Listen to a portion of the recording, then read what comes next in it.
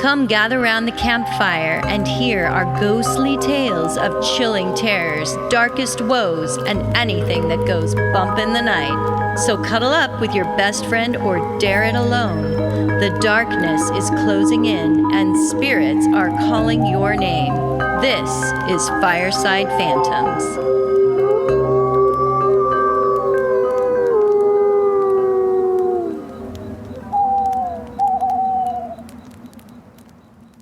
Well, I will start us off today with my story. Okay. And in fact, my story is kind of just a review of a TV show that I recently watched called 28 Days Haunted. Ooh, I haven't heard of that one. I hadn't heard about it either. I stumbled across it on Netflix and started watching it, and I was like, huh, okay. So basically, I'll just tell you what it's about and what was learned. Like I said, it's called 28 Days Haunted, and Tony Spera, who is the son-in-law of Ed and Lorraine Warren, who are, of course, the late and great paranormal investigation power couple, Right. invited 3 teams of investigators to investigate 3 different haunted locations for 28 days. Apparently, it was a theory of Ed and Lorraine Warren when they were alive that you really need to stay in a property for 28 days with no distractions or technology or connection to the outside world to truly connect to the spiritual energy of a place and find out why the property is haunted. So try before you buy. I guess so, yeah.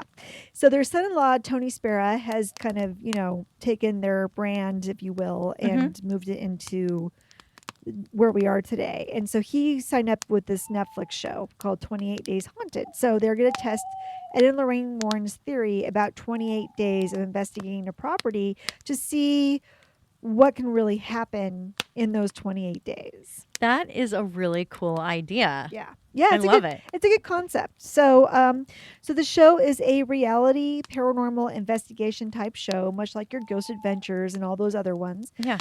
Each team is dropped off at the property that they will be investigating under cover of blindfold, and once there, they remove their blindfolds and begin their investigation, having no prior information about the location.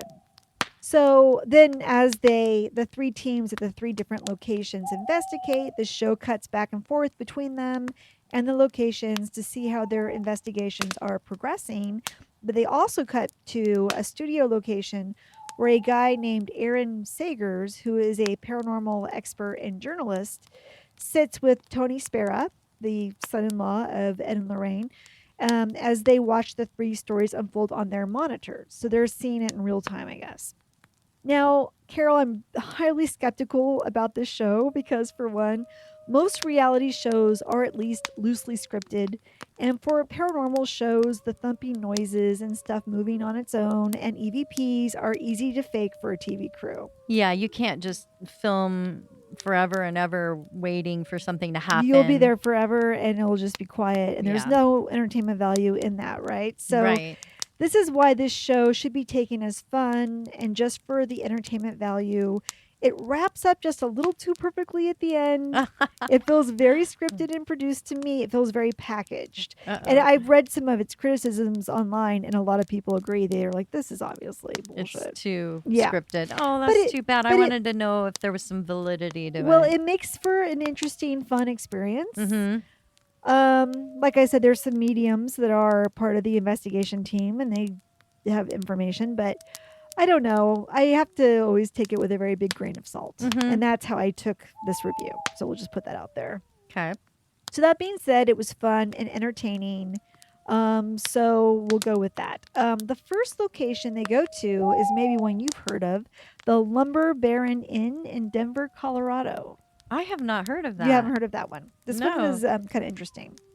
The team dropped there consisted of Amy Parks, who is a sensitive energy reader, a guy named Shane Pittman, who is a paranormal investigator and a sensitive, and his partner, Ray Causey, another paranormal investigator. When the team enters the Lumber Baron Inn, they start commenting on the heaviness of the energy in the place. And after going upstairs to check out the bedrooms, Amy starts picking up on somebody dying in the bedroom that the team is standing in, and she gets a vision of a woman with blood dripping down her face. Shane and Ray decide to sit down in one of the bedrooms and use an investigation tool called the Estes method, in which one of them puts on a blindfold, headphones, and then plugs the headphones into a spirit box, which essentially plays radio frequencies at a high rate so that the spirits can use those frequencies to communicate to the sitter. Whoever is listening to this device can hear blips of what the spirits are trying to say. Blip, blip, blip, blip. During this session, Shane hears voices from the spirit box that the spirits there need help. One voice says, "I killed them." Oh my gosh. And he gets the name Kara. And he finally is told to get out and watch me do it again. You like my spooky? Yeah, he sounds like Mr. voice. T. Whoa. What are you talking about, fool? Well, Yeah. that's I'm getting him mixed up with somebody else. Yeah. Okay. So finally, Shane stops the session because he doesn't feel good. He said at first he was connecting to two women that needed help, but then something much more evil took over. Next, the team moved to a room called the Valentine's Suite, where sensitive Amy tried the Estes method. Amy hears the words, "Quick move." He sees, "Fuck you." "Go look." 2, "We are." "Get out." And then Amy takes off the blindfold because she says that she saw eyes opening. I guess Oh in my her gosh. mind's eye or something. So They all say the same words. Have you noticed that the spirits always I choose know. "get out" Get as like one of out. ever Get since out. Amityville Horror? It's like every spirit. Oh, that was good. that was effective that and was scary. We're gonna say that too Yeah. when we get a chance Yeah. to use the How spirit you box. know you're a really scary ghost. Yes. Get out. Get Okay. out. As the investigation progresses, Amy is able to pick up on the name of the second woman, Marianne. Eventually, the team goes into the basement of the inn where they find a creepy tunnel that goes even further under the ground and includes a manhole that opens up onto the street. That's creepy. Yes, it Without is. ghosts, that is weird. It is a weird little thing. Maybe they brought in lumber that way or something. Yeah, I don't know. Or yeah, it was they a hotel or something. they right? used it for some kind of something. They probably said in the show, but I was only really half watching. So maybe it was a coal shaft. I don't know. You were doing automatic writing It as you're pretty half, much. I half was like, asleep. what? Yeah. Please write So- the script for me. So they all crawl into the tunnel to look around and do not like the oppressive energy in the tunnel. So they all bail out of there. A little while later in the show, Shane begins to start having dreams about a woman lying contorted under a bed and grabbing for him. During a meditation session in the Valentine's Suite, he sees the woman physically grab his leg from under the bed. He gets totally freaked out by this. The team decides that the two women that they are picking up on, Kara and Marianne, were murdered somewhere in the inn, and the killer's energy was also still in the home, blocking them from escape. Oh my gosh! So they're being tormented in the hereafter. In the afterlife, they're stuck in this inn, and that the killer's energy is still there is too. with them. Yeah, That is horrible. which is scary. I know, I agree. It's really scary. Yeah. So Shane and Ray decide to pressure Amy to try mirror scrying to see what she can see. But Amy absolutely refuses, as she feels it is not a safe practice for her to do. I think she's had some bad experiences with the paranormal, and so she was not comfortable with doing that. the mirror scrying. And for those of you that don't know what mirror scrying is, essentially all it is you look into a mirror, you soften your gaze, and you wait to see things appear in the mirror. And you It's say like a visual psychic ability. Bloody Mary, Bloody Mary 3 No, times don't and do turn that. around. It's a trap. Don't do it. Okay. So after some hemming and hawing, Amy agrees to candle scrying instead. That's essentially the same thing, but you're looking at a flame instead of the mirror. So during her candle scrying session, someone reaches out and grabs her, and she screams for Shane and Ray. They come in, and she explains what happened to her. That's when Shane decides, or realizes, I guess, that it's a dick move to make Amy do all this spiritually vulnerable stuff. Yeah, Shane. Yeah, Shane. And that he needed to step up and try as well. So the team just happens to have a sensory deprivation tank with them, which is kind of crazy. That's handy. Those Yeah. things are hard to come by. Yeah, they have like a makeshift one in the backyard. Wow. So it's in the backyard. They fill it up with water and salt, and then Shane goes inside to see what he can see in meditation. So the sensory deprivation tank essentially is just salt water, and you're in a dark tank, and you just float there. Similar to our experience that we had, Yeah, right? We exactly. went to this place in Portland Yeah. called Float On, Yeah. and Holly and I both in separate rooms Yeah. did a deprivation floating Yeah. in saltwater. And what was your experience like? I wanted it to be more interesting, but I kind of think I just sort of fell asleep. And I thought I was kind of bored. And I mean, you're in there for like 90 minutes, and I could have Yeah. been out in 20, I think. I was like, it's not doing anything for me. What did you find? I was cold. It's supposed to be your body temperature so Yeah. that you're nice and comfortable and you don't you're not aware of the water. You kind of just become one with it. And with the salt, you're so buoyant, you don't think about drowning or anything. Yeah. But I think I told you I think I've had past life experiences with drowning. And so Yeah. I had a really hard time relaxing Oh, for a long yeah. time. And then at the very end, like I would say probably the last maybe 10 minutes of the 90 minutes, Yeah. I started to finally start seeing something. It felt like I was in the middle of the ocean and stuff like that. So, Oh, cool. but yeah, I mixed feelings on it as well. Yeah. It's not for everybody. I don't think I got too heavy into the meditation. I think my mind was too monkey Yeah. that day, and Mhm. I just couldn't relax to that level. And it was such you're in a different environment that you're not used to. Yeah. So it is hard to relax and kind of let your mind go. But I will tell you something fun. Huh.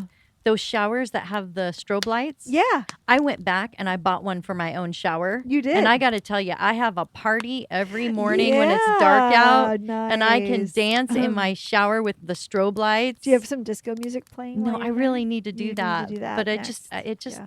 my happy place in my Yeah. head. Yeah. That's great. It's a great way to wake up in the morning. Yeah, that is cool. That's very cool. Okay, anyway, we digress, but Back to our the deprivation back tank. to our story. So they filled up the tank with water and salt, and Shane goes inside to see what he can see in his meditation. He is able to see that whoever killed the two girls, Kara and Marianne, hated women and had killed many others.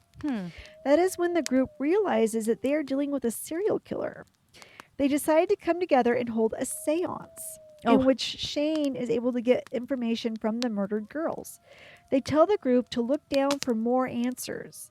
So the group heads back down to the creepy tunnel where they find a newspaper article in the wall of the tunnel of another girl who was murdered and the case was unsolved. They know, and this is also happening about the same time frame in Denver. Okay. I think it's in the 1970, I think is when it happened. They know that the article has been put there by the serial killer and that he had killed the girl in the article as well. This seems a little too perfect in my opinion. Yeah, I was going to say, it just seems so... That's why I say take this show more for entertainment purposes than a real... Because, I mean, it's just a little too tied up with a nice, neat bow at the top. I'm just like, yeah, come on. That wouldn't actually happen. Well, in a seance, you are supposed to get the answers. Well, they did get more information. That's good. And what's interesting about it, too, is that Ed and Lorraine Warren were against seances because they had really bad experiences with them. Oh. Getting, because she's a medium. She would take on too much of the energy. Yeah, right. and they would find that it actually made the haunting worse sometimes. And so they started to realize they needed like a priest present when they would do the seances. Ouija boards are kind of like the same thing. When you're talking directly to the dead like that, it just you seems have to like do things to really protect yourself, I think. Yeah. And that's why I've never really ever wanted to be a medium. Yeah. I think it's really scary. It could be scary for sure. Mhm. Absolutely. So anyway, the truth is that there were two girls murdered at the Lumber Baron Inn in the 1970s. One was found raped and strangled to death and left in a tangled heap under her bed, while her friend was found shot to death and lying on top of the bed. It was believed that the second friend walked in on the murder of the first friend and the killer shot her before she could escape. The name of the girls were Kara Lee Nosh and Marianne Weaver. So they got the right names. Their murders were never solved. The Lumber Baron Inn has had a haunted history ever since, with creepy apparitions of women who are disfigured and or in distress floating around its halls. The paranormal team told the murdered girls to go on and that they would carry their story forward so the girls no longer had to. So essentially they try to do kind of a release for the girls to move on into the next life and that they didn't need to worry and stay there anymore. I'm not sure if it cleared or not, but that's what their intent was. Yeah, it would be interesting to find out how the energy in that place feels now. Yeah, I know. And if they've had any other hauntings, because maybe the serial killer energy is still there. Mm-hmm. So I think also they were thinking that creepy tunnel that maybe he lived down there or he worked at the inn and that's where he would store trophies and stuff, Ooh, perhaps because he was a serial killer. that is so creepy. And Kara had been living there. She was only, I think, 18 or 19 years old. She had been living there. It turned into a bunch of apartments. And so then her friend Marianne was also about the same age. She'd come over to see her, and that's when they were murdered. And no motivation other than he just likes to kill women. He doesn't like women, right? Right. That was the only thing they were able to get. The second location was the Madison Dry Goods Country Store in Madison, North Carolina, where Jeremy Leonard, or Leonard, I couldn't quite tell from the show, but he is a demonologist, and Brandy Marie or Miller, again, I wasn't quite sure, but she's a psychic medium, and they were the team investigating that place. So Jeremy and Brandy. Jeremy, the demonologist, and Brandy, the psychic medium. And do they choose the investigators based on the type of haunting they think they're going to encounter? I don't know why, It's just how they random? chose who for what. Okay. I don't know. So before they remove their blindfolds, they are standing out in front of the store, and Brandy sees that there is a woman with two little kids standing in front of them. But when Brandy and Jeremy take off their blindfolds, Brandy was immediately like, oh my God, like she recognized where they were. So the rest of her findings make me wonder if she just knows the story behind the property or if she was legitimately getting psychic information. I don't know. Like she took off her blindfold, she saw where they were, and she was even like, "Oh my God!" Like it just made me go, maybe It's she already too well knows known. this. It's Yeah, too well known. it might Yeah. be. Yeah. When Brandy and Jeremy go inside the store, there's this photo of a family from the 1920s. And Brandy says she recognizes the woman and the two kids in the photo as being the spirits that she saw when they first arrived. And when she saw the spirit, she had her blindfold on, right? Right. And they didn't tell her where she was. That's correct. So it could still be legit then. Yeah, that part. But the rest of it, I'm like, oh. Yeah. The Madison Dry Goods Country Store had been a funeral home back at the turn of the century where bodies were embalmed. It had also been the place where the famous Lawson family had been embalmed and prepped for their final resting place after the family patriarch, Charlie Lawson, had murdered his wife and 6 of his 7 kids and then marched into the woods and turned his 12-gauge shotgun on himself. The oldest boy was not home at the time of the murders, which happened on Christmas Day in 1929, so there was one survivor. The speculation, of course, is that the oldest daughter was pregnant and that Dad Charlie was the father of her baby. Instead of facing the shame of that coming out into the public eye, he murdered the entire family. During their investigation, Brandy and Jeremy were usually at odds with one another. Now, these two were the odd couple of the whole show. They really were interestingly paired and kind of got like Each other's nerves. He really got on her nerves, and he, for her, defense, it's a soulmate connection then. Yeah, for her defense, he was rather absurd. I think he was kind of, I don't know. You'd have to watch it and tell me what you think. But Okay. Brandy would try to connect and communicate with the spirits via meditation, while Jeremy tried to provoke them by yelling at them and screaming scriptures at them from the Bible. Finally, it was starting to become evident that Jeremy himself was being taken over by an evil entity. He started suffering headaches and sleeping all the time and just not acting like himself. Brandy feared that the evil entity that drove Charlie Lawson to rape his daughter and then subsequently murder his family had driven him to do so by the same evil force that was now influencing Jeremy. In her meditation and connection to the spirit of Charlie, she used a light box that when she would ask a question, the spirits would be able to turn the lights off or on to answer her questions. When she asked Charlie if an evil entity had attached itself to him and made him do those things, he was able to answer yes by turning the light on or whatever. Mm-hmm. She spoke with the show producers about her fears of staying with Jeremy in the haunted location. They put her in touch with a local expert on the Lawson family murders who told her that before the murders occurred that Charlie had been experiencing bad headaches and writing down strange lines similar to what Jeremy had been writing down.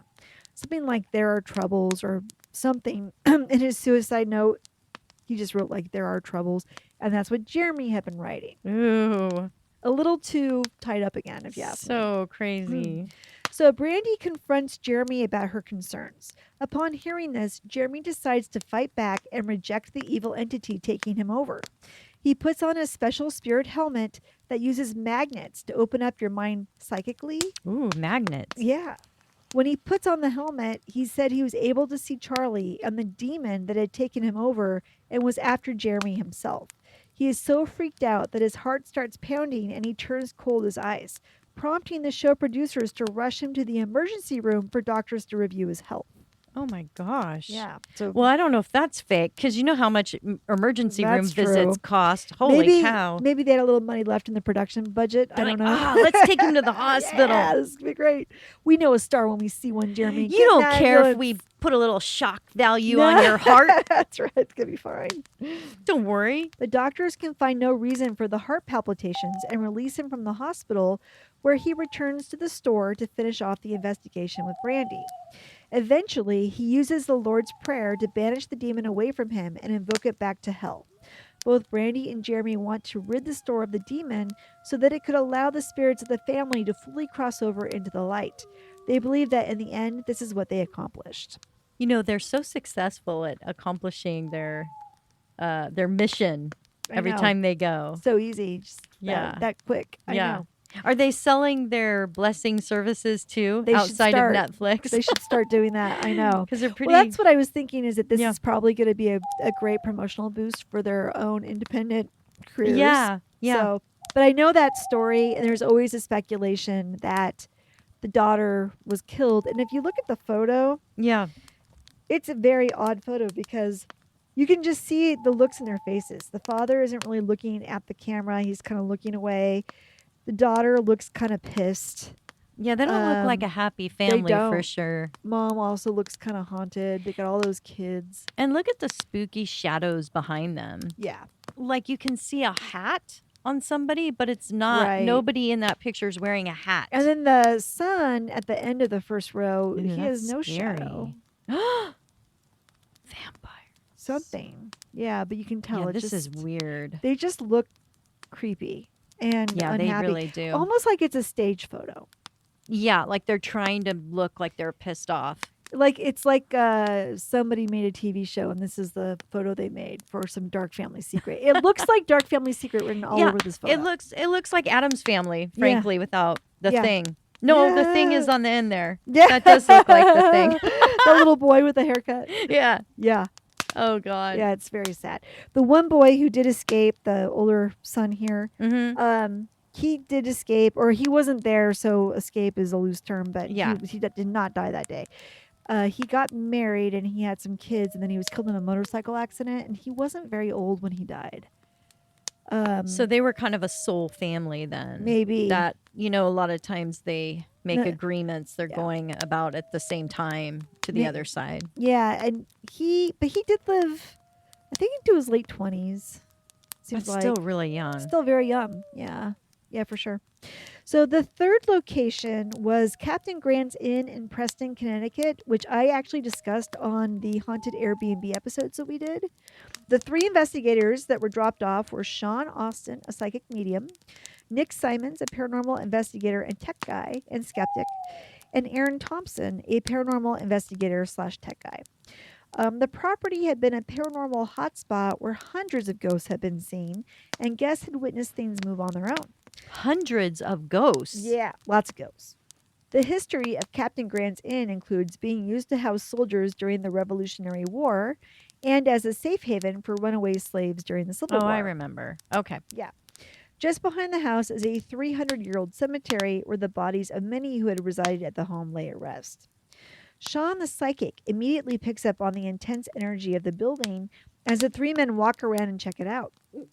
During their first night, he starts hearing spirit voices telling him, body and grave. And get out. And I'll rip No. your heart out. That's a Ooh. new one. Yeah. That is a new one. I'll rip your heart out, body, grave, and Adelaide. So it's a rhyming ghost. I guess it is, yes. Wow, I'm impressed. Yeah. And he did all this without a spirit box. He's just that good of a psychic medium. So, Mhm. but they did bring a spirit box with an amplifier with them to see if that would help them get more information. It's a crazy thing that they spin like a fan, but these two metal balls bounce together and create electricity, like something you would see in Frankenstein's lab.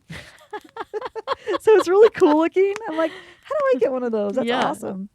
So cranking this thing was supposed to help the ghosts build their energy to communicate better. Mm-hmm. The team did hear more voices like, he's psychic and no escape. Gulp. You know what? You know what they need to have? What, a real actual haunting? No. No, they need to have ghost therapy. Oh, yeah. Like somebody who's actually a therapist talk to the ghost about all their issues. Well, isn't that essentially a psychic medium is what they help move them to the next plane or whatever? Yeah. Yeah. I guess that is what it is. Let go. You don't have to be here anymore. Sean could tell that there were many souls at the location that needed help. Using their spirit box, they were able to hear that Adelaide was Captain Grant's wife. Sean claims after a night of sleep that Adelaide came to him in a dream and that she was sad and wandering in the halls of the home. She then pointed out the window. Well, she just happened to point towards the cemetery that the men didn't even know was there. They wandered back to it and found her gravestone, in which it indicated she was indeed the wife of Captain Grant. Sean realized that Adelaide was sad because she wants to cross over to be with Captain Grant in the afterlife, but he felt there was a dark force preventing her from moving on. A few nights later, Sean had another dream of Adelaide. This time she pointed to the backyard. They used their thermal imaging camera to scan the backyard and pick up on hotspots of possible paranormal activity. They were able to use it to find possible spots where a spirit might be. They found a spot on the ground that was quote-unquote hot. Nick decided to return to the spot with a metal detector. He was able to dig up what appears to be a 5-pointed copper star that was buried in the ground. It looked kind of like a sheriff's star to me, but the team took it to be a pentagram and that it was related to the dark arts. That made the team believe that all of these spirits that were stuck on the property were there because of some kind of dark curse, and they could not move on. It was revealed through the show's narration that a man named Jonathan Brewster, who was a Mayflower settler, had been granted 450 acres of land by the Mohican chief so that he would set up a trading post between the settlers and the Native Americans. Brewster was into the occult, though, and he practiced alchemy and he tried to make medicines that could cure illnesses. It is believed that Brewster did a lot of experiments on that same piece of property where Captain Grant's is located. They believe he may have drummed up some evil energy during his lifetime that still haunts the land and keeps the spirits there from moving on. Sean believes that there was a portal opened up on the property that is clogged up by some kind of evil force. So he devised a plan to bless all of the mirrors in the hotel so that the spirits could use them as pathways out of the building and over to the other side. Cool. He felt like he could keep the dark entity at bay so that the good spirits could move on. So they go ahead and they enact this plan. The team tells the spirits to move on as Sean starts reciting the Lord's prayers over and over again. As he continues to recite the prayer, the activity in the house ramps up. Chairs start falling down attic stairs, which is interesting that they had a camera on that. Loud thumping noises are heard. Doors are slamming shut on their own. Debris gets flung down more stairs. Glass breaks, lights go off. Wow, mayhem, that's some chaos, crazy. serious poltergeist activity. For sure. Sean and the team continue to walk around the house and douse the mirrors with holy water and blessings as they record their findings. When they are finished, they use their spirit box to hear that Adelaide says, "I'm home."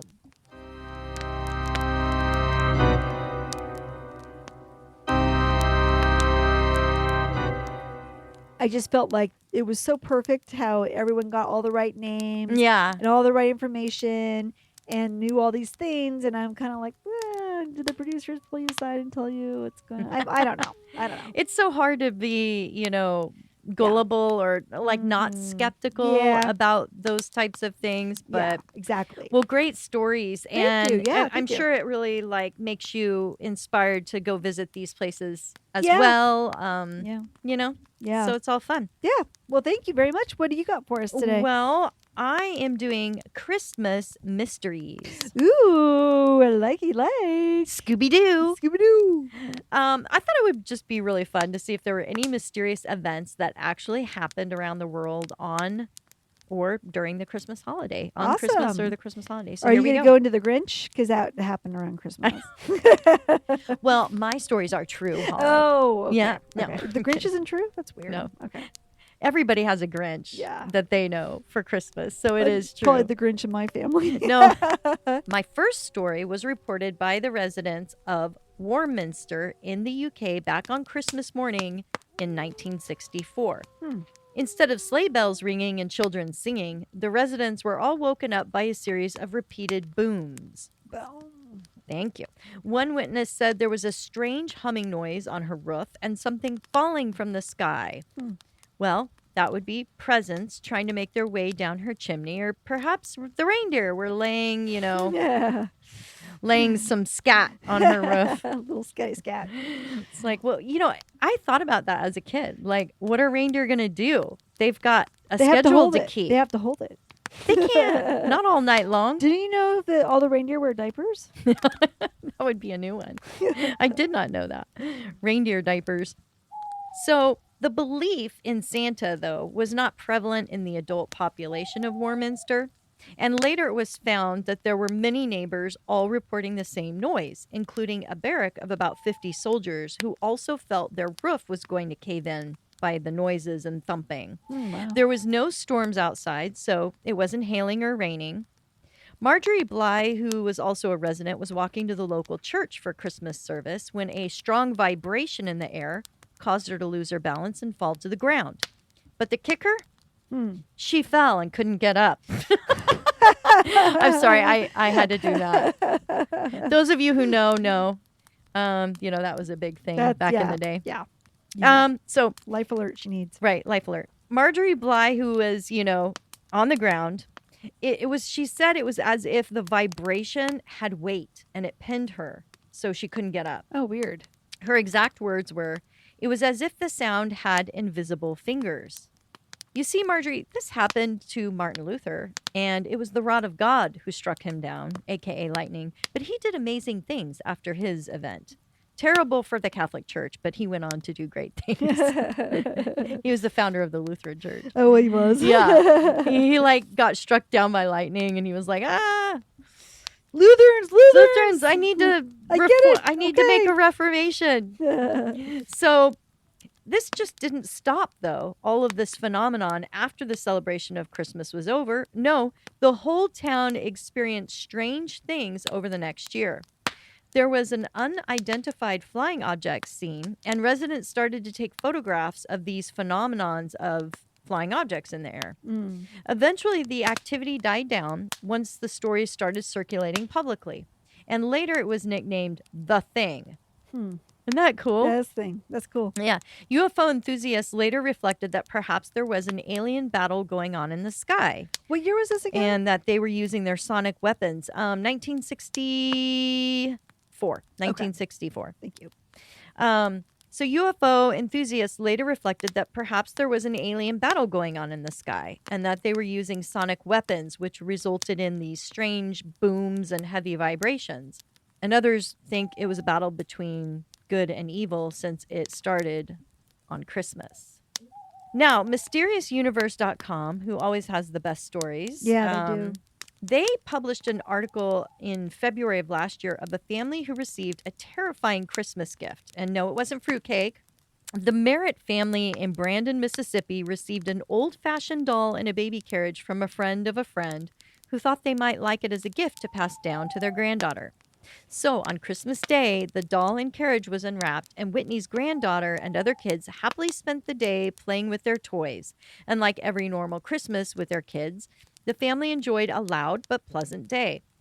But soon they started to hear what sounded like knocking sounds on the walls and the roof of their home. Thinking there was someone outside, Whitney went to the front door, but there was nobody there. As the evening progressed, they kept hearing more knocks. The husband, Michael, thinking there might be maybe someone or something in their attic, decided to explore it with his shotgun in hand. Was it the aliens having another fight in the sky? It's Christmas.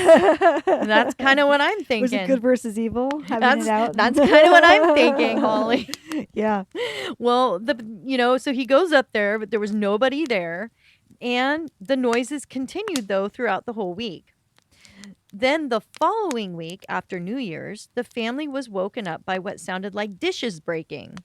In the morning, they found 2 coffee mugs that were left out on the corner, broken into pieces on the kitchen floor.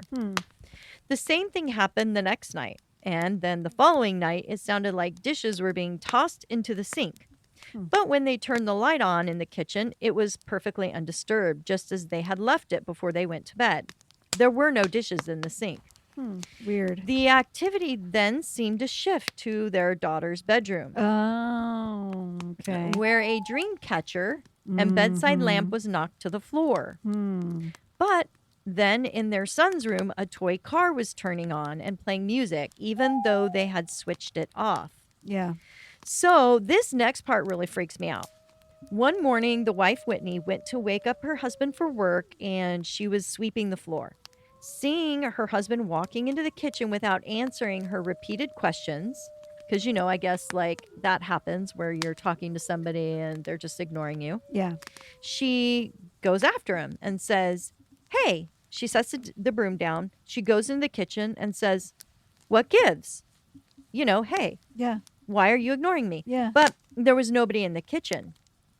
There was nobody there. Creepy. And when she went to their bedroom, she saw her husband was still sound asleep. Ew. Is that nuts? Yeah. That is so scary. That is creepy. That's happened to me before. Right. What? Remember when I told you Laurel and I were at the That's hotel? right. And I thought That's she was right. getting up to go to the bathroom because I Yes. kept seeing her standing there, but that wasn't her. She was in bed. That's Yeah. so crazy. Yeah. She swears to this day that she saw a person that walked past the door into the kitchen. So the next day, while Whitney was out doing errands, her husband calls and asks her if one of their children was left at the house.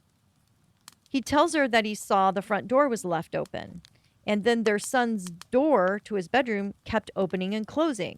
And he saw that his son's bedroom light was turned on.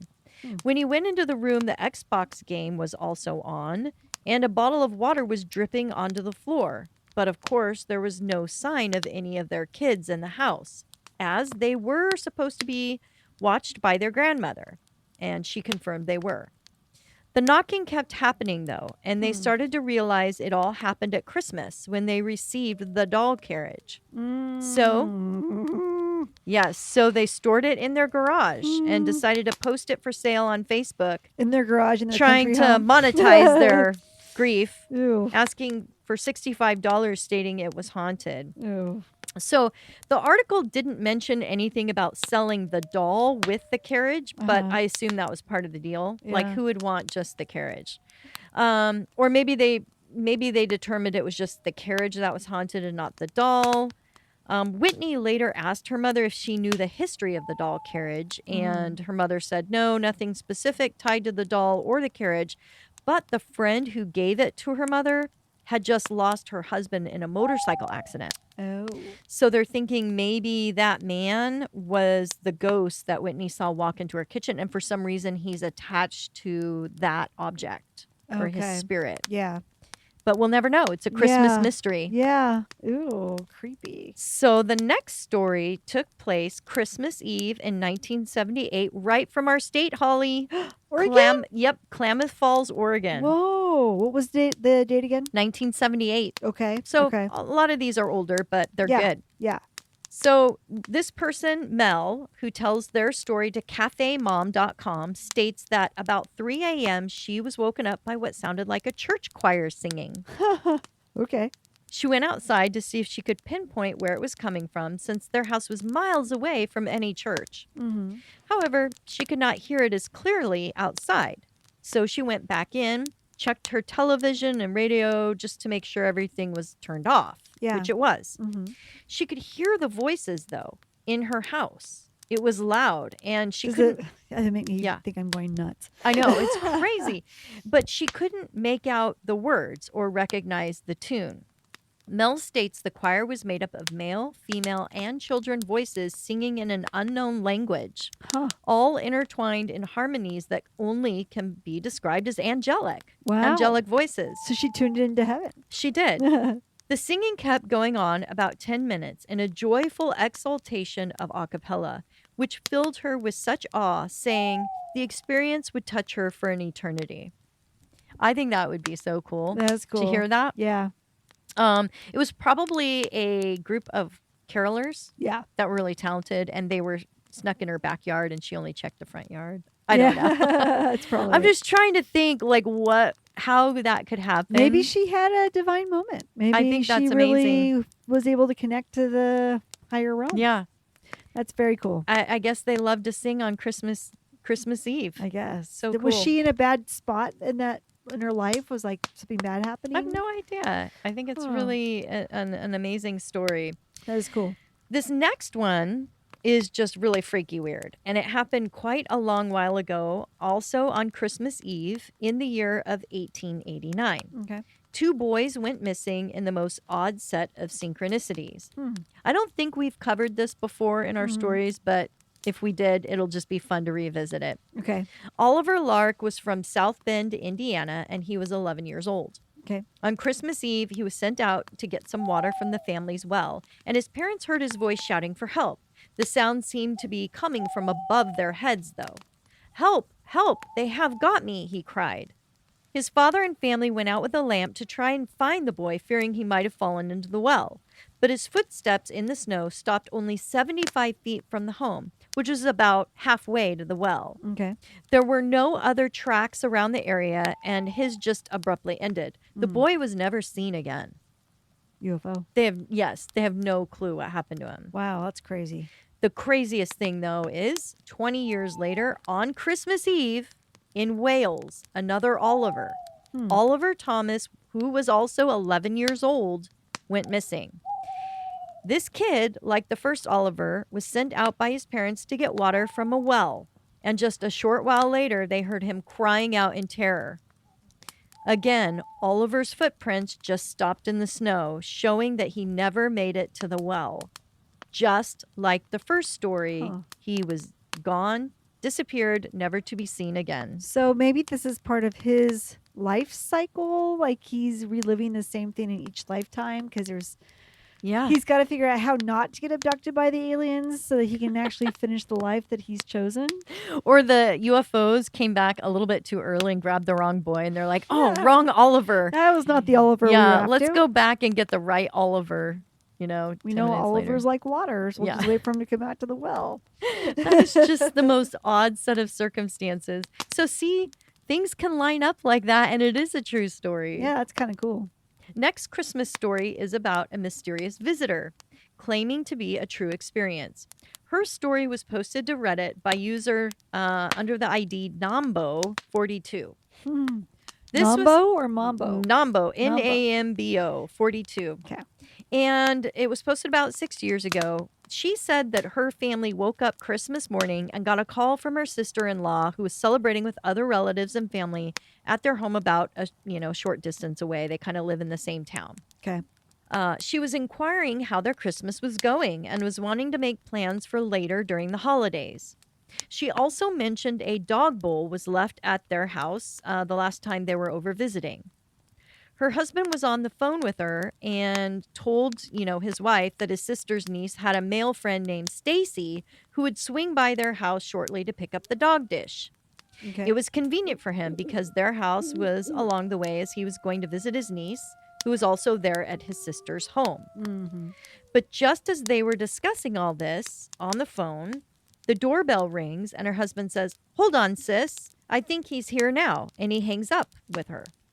They invited him in, and after he introduced himself as Stacy, they chatted briefly while her husband went to retrieve the dog bowl. She said, the usual questions were asked and they were answered, like the weather, how was your drive over, how was the traffic. They talked about the holidays, and then they thanked him for stopping by and gave him the dog bowl and said, "Merry Christmas." Mm-hmm. And he left. Her husband then called back his sister to finish their conversation and explained to her that Stacy just left with the dog bowl.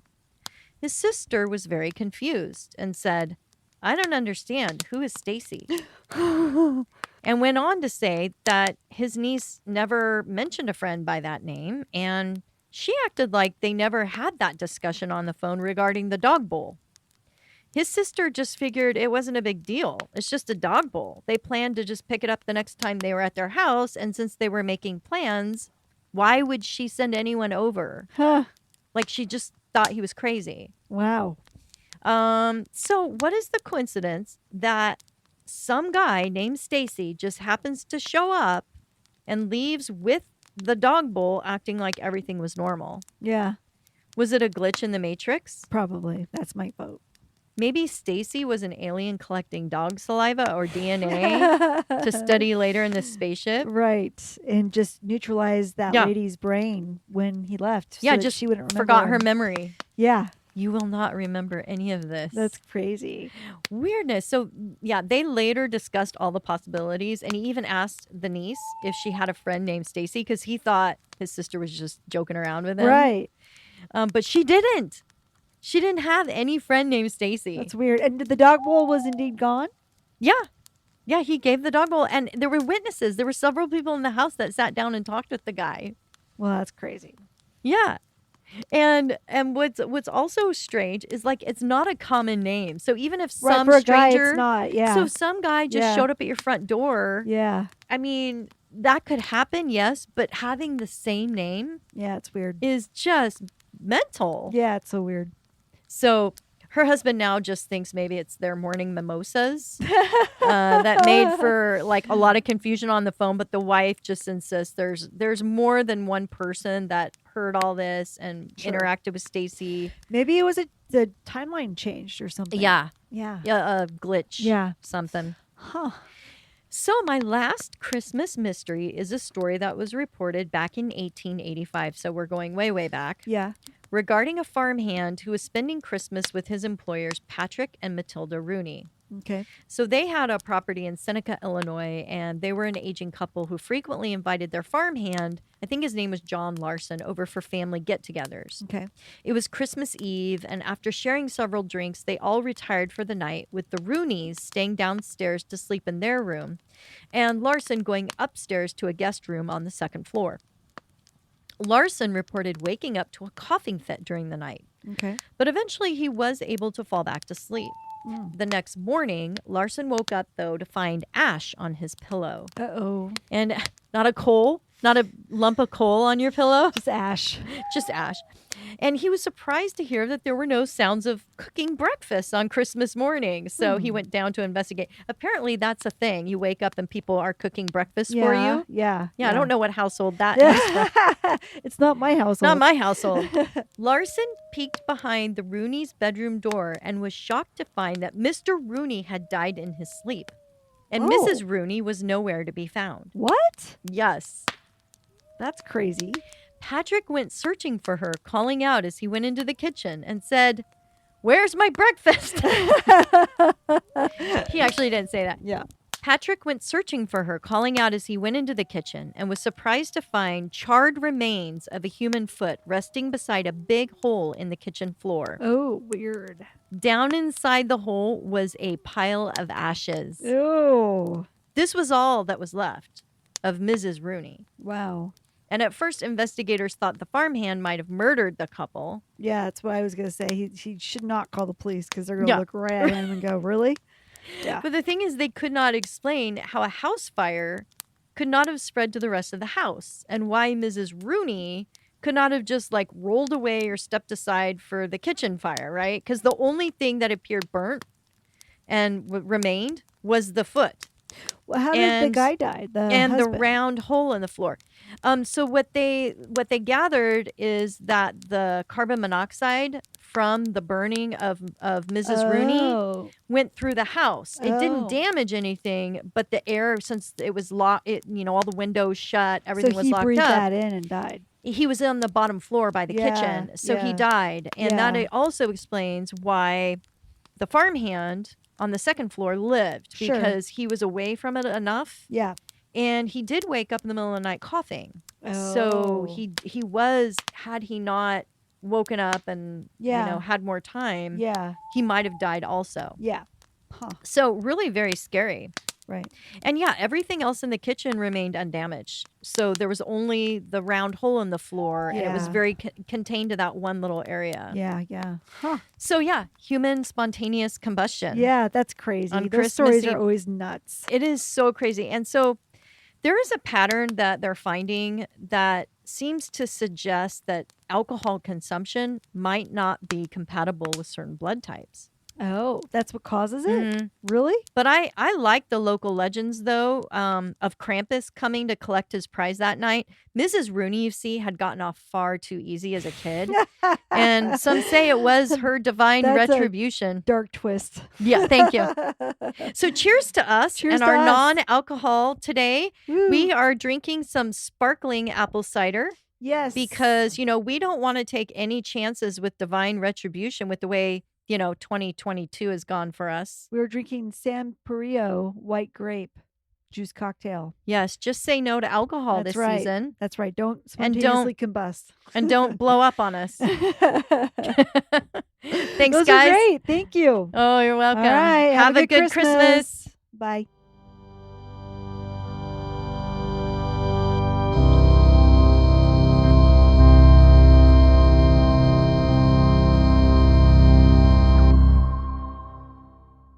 The second location was the Madison Dry Goods Country. Use the spirit crank to tell us what you think. I just am terrible at hearing what they're hearing. So if they're like, the ghost just said this, I'm always like, no, they didn't. They said, you're ugly. Get out of here. I am concerned about your allergies, though. I know.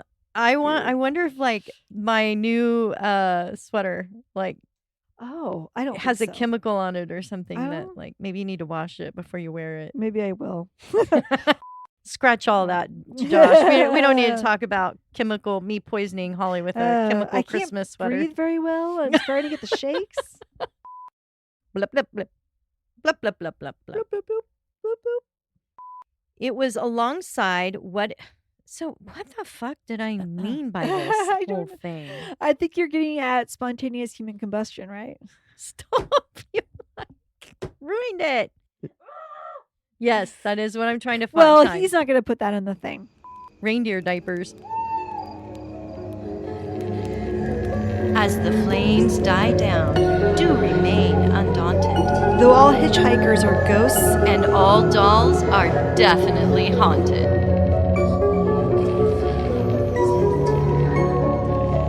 hey guys, be sure to follow us on Instagram. Our handle is @FiresidePhantoms. If you have a spooky story you would like to share with us, send it to firesidephantoms@gmail.com and you may hear it on a future episode.